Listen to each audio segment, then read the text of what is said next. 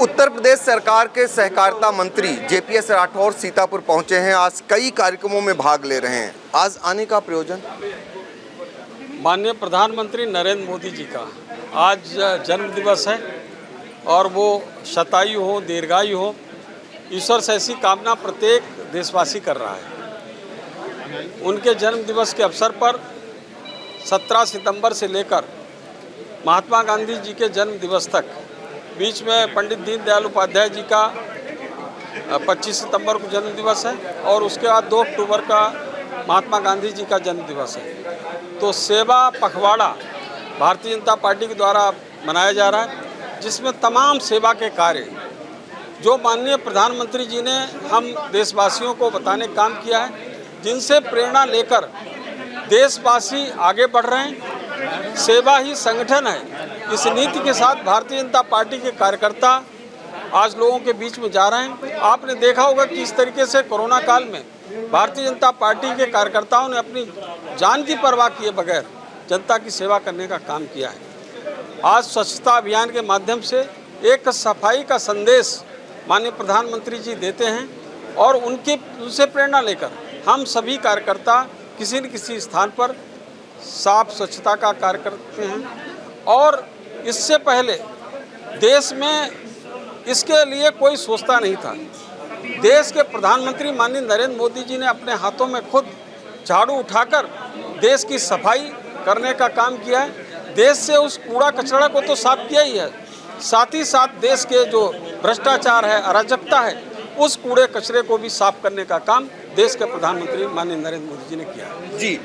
इसके अलावा एक सवाल इस समय समाजवादी पार्टी के मुखिया अखिलेश यादव ये उठा रहे हैं। एक तो वो मठाधीशों को लेकर एक बयान दिया, कल एक बयान वो दे रहे हैं कि एसटीएफ जो है उसे स्पेशल ठाकुर फोर्स बता रहे हैं।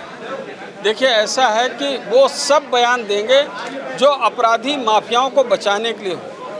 मोहित खान जब पकड़ा गया, 12 साल की बच्ची के साथ बलात्कार करने वाला व्यक्ति, उसको बचाने के लिए डीएनए होना चाहिए, डीएनए टेस्ट होना चाहिए।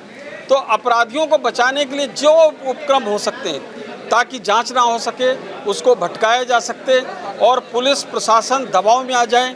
किस तरह से इन्होंने मठ और मदरसा का विभेद शुरू कर दिया। जब ये मदरसों पे प्रहार हुआ कि वहाँ आतंकवाद की शिक्षा दी जा रही है, वहाँ पर असलहे रखने जाते हैं, तो इस तरीके से देश को तोड़ने की वहाँ साजिशें करी जा रही हैं। तो मदरसों में जब कार्रवाई शुरू हुई तो उन्होंने बीच में मठ ले आए। तो जहाँ मठ में गुरु शिष्य की इतनी अच्छी पवित्र परंपरा है, देश को और समाज को मार्गदर्शन करने का काम हमारे मठ कर रहे हैं, अच्छा काम वहाँ पर हो रहा है, लेकिन उसकी तुलना में मदरसों के वो लेकर खड़े हो गए।